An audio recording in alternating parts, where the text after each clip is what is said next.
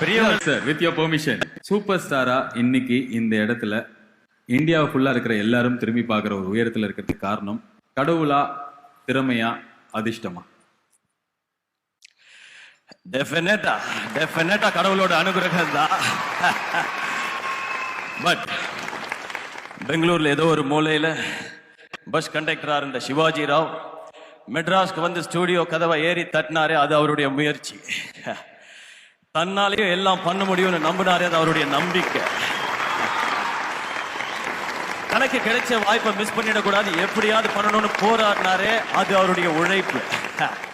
தன்னாலே இந்த மக்களை என்டர்டெயின் பண்ண முடியும்னு நினைச்சாரே, அது அவருடைய தன்னம்பிக்கை, விடாமுயற்சி, உழைப்பு, நேர்மை, திறமை. இது எல்லாத்தையும் தாண்டி